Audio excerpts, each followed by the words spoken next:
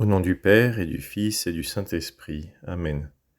Mon Seigneur et mon Dieu, je crois fermement que tu es ici, que tu me vois, que tu m'entends. Je t'adore avec profonde révérence. Je te demande le pardon de mes péchés et la grâce de faire avec profit ce moment de prière. Ma Mère Immaculée, Saint Joseph, mon Père et Seigneur, mon ange gardien, intercédez pour moi.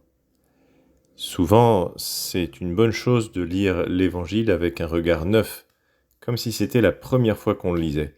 Parce que parfois, il y a des phrases de Jésus auxquelles on est habitué, et qui pourtant, si on les lisait pour la première fois, nous surprendraient beaucoup. Une de ces phrases, c'est une phrase qu'on lit dans l'Évangile qui est lu à la messe aujourd'hui, qui fait partie d'un discours qu'on appelle les béatitudes. Parmi ces béatitudes, il y en a une, c'est la première qu'on lit dans l'Évangile d'aujourd'hui. « Heureux vous les pauvres, car le royaume de Dieu est à vous. » On l'a souvent entendu, cette béatitude, n'est-ce pas ? « Heureux vous les pauvres, car le royaume de Dieu est à vous. » Et pourtant, qui aimerait être pauvre ?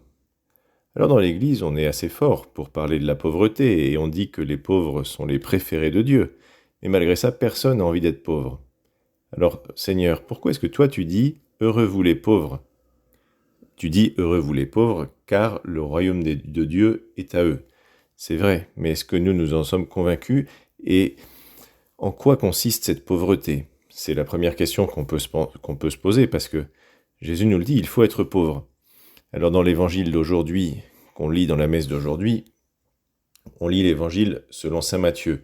Et Jésus dit cette phrase que je viens de citer, « Heureux vous les pauvres, car le royaume de Dieu est à vous. » Dans d'autres évangiles, Jésus ajoute ou dit « Heureux vous les pauvres en esprit ». Alors qu'est-ce que ça veut dire cette pauvreté que le Seigneur nous demande de vivre ? Et nous demande de vivre réellement. Le Seigneur nous demande de vivre réellement une certaine pauvreté. Quelle est-elle cette pauvreté ? Saint José Maria raconte dans une homélie qui est recueillie dans un livre qui s'appelle « Amis de Dieu » au numéro 123, l'exemple suivant pour nous aider à comprendre quelle est la véritable pauvreté que Jésus nous demande. Il y a de nombreuses années, plus de 25 ans, je me rendais à un réfectoire pour mendiants, qui de toute la journée n'avaient pour autre nourriture que le repas qu'on leur y servait. Nous, des mendiants très pauvres qui ne faisaient qu'un seul repas par jour. C'était un local spacieux, continue Saint José Maria, dont s'occupait un groupe de dames dévouées. Après la première distribution, d'autres mendiants s'empressaient de venir recueillir les restes. Donc là, on parle de mendiants encore plus pauvres que le premier groupe qui pourtant ne faisait qu'un repas par jour, et un repas qui leur était donné. Un des mendiants de ce second groupe attira mon attention. Il possédait une cuillère en étain. Il la sortait précautionneusement de sa poche, la regardait avec avidité, avec délectation, et lorsqu'il avait terminé de savourer sa pitance, il regardait à nouveau la cuillère et ses yeux semblaient crier « Elle est à moi ». Il la léchait ensuite par 2 fois pour la nettoyer, puis satisfait, la remettait dans ses haillons. Elle lui appartenait en effet, pauvre miséreux, qui parmi ces gens, ses compagnons d'infortune, se considérait riche. Et saint José Maria continue. Je connaissais à la même époque une dame de la noblesse, une grande dame d'Espagne. Devant Dieu, cela ne compte pas, nous sommes tous égaux, tous enfants d'Adam et Ève, créatures faibles, remplies de défauts, capables, si le Seigneur nous abandonnait, des pires forfaits.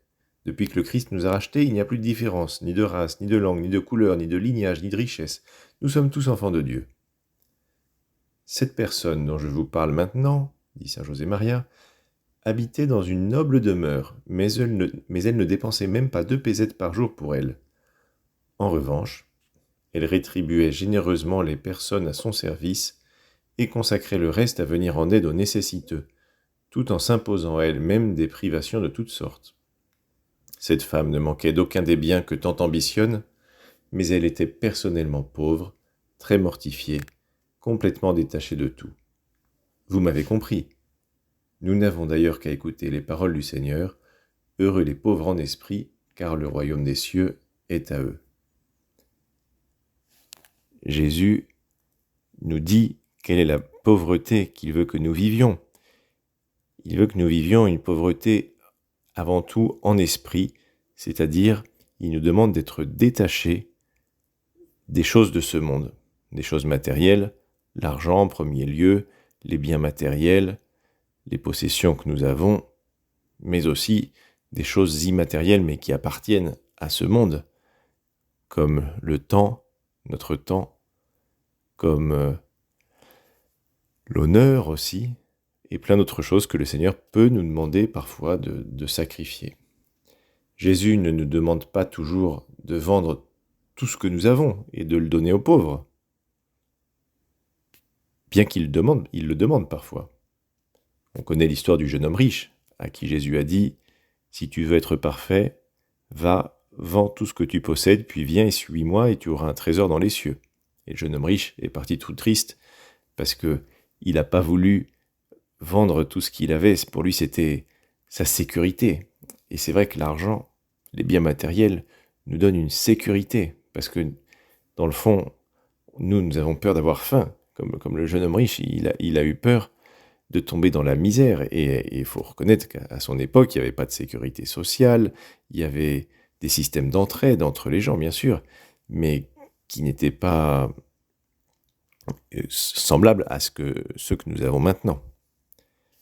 Il a eu peur, il était peut-être prêt à vivre pauvrement, mais pas prêt à abandonner cette sécurité que lui donnaient ses biens matériels et que Jésus lui demandait d'abandonner. Mais, en général, le Seigneur ne nous demande pas cela. Le Seigneur nous demande simplement de vivre de façon détachée, de vivre une pauvreté en esprit. Et c'est pas facile à vivre. C'est pas facile à vivre. Et les familles catholiques sont, à mon sens, particulièrement appelées à donner un exemple de pauvreté de cœur, de détachement.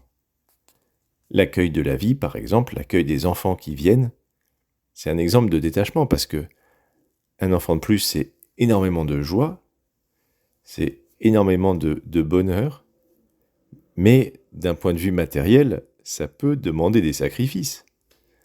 Ça peut vouloir dire que, au lieu d'avoir une super voiture sportive, on va acheter une voiture qui convienne à la famille et qui sera peut-être un peu moins marrante à conduire.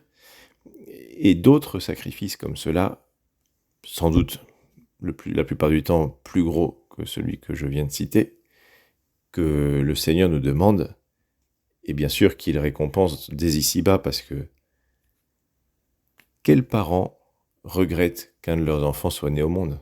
Ça n'arrive jamais. Ils sont toujours contents. Et d'ailleurs, de ce point de vue-là, la vertu de la pauvreté est une vertu à la mode. Il y a beaucoup de gens qui prônent la sobriété dans la vie, dans ce que nous consommons. Et les familles nombreuses sont vraiment un modèle, parce qu'elles ont un mode de fonctionnement très écologique. On recycle les vêtements et qui passent du plus grand au plus petit. Les vacances sont sobres, on ne part pas en général à l'autre bout du monde en avion. Si nous vivions davantage la vertu de pauvreté, eh bien les excès de la société de consommation seraient moins nombreux, et même peut-être beaucoup moins nombreux. Alors pourquoi chercher à vivre cette vertu? Cette vertu, le fait d'être détaché de nos biens matériels, eh bien ça nous rend plus disponibles pour Dieu. J'ai donné l'exemple à l'instant de l'accueil de la vie, mais c'est une disponibilité générale. Saint Augustin dit « L'orgueilleux cherche la puissance terrestre, tandis que le pauvre en esprit recherche le royaume des cieux. » La pauvreté en esprit, ça nous donne une vraie liberté. Ça nous permet de ne pas être attachés aux biens matériels. Ça nous permet d'aller vers les biens éternels. Et c'est pas toujours facile. C'est pas toujours facile, et c'est pour ça que cette pauvreté, il faut l'entraîner. Par exemple, une personne qui aura beaucoup de moyens matériels à sa disposition, qui est une personne que les gens considèrent comme aisée ou riche, eh bien, pour s'entraîner à vivre le détachement, elle va peut-être acheter des produits qui ne sont pas d'un coût trop élevé, avoir un niveau de vie d'une famille plus modeste. C'est comme ça que Jésus agirait. Jésus, lui, il a renoncé même à se reposer quand il voyait une personne qu'il pouvait aider. Il était généreux même avec son temps.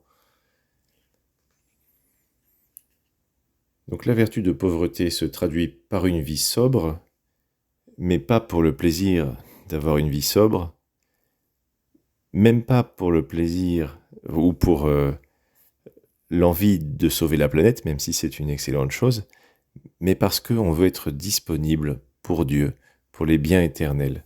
La Vierge Marie, elle a vécu pauvrement et ça lui a permis d'avoir une véritable disposition à se donner entièrement à Dieu, et c'est ce que le Seigneur nous demande à nous aussi.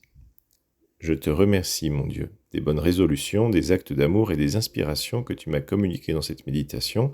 Je te demande de m'aider à les mettre en pratique. Ma Mère Immaculée, Saint Joseph, mon Père et Seigneur, mon ange gardien, intercédez pour moi.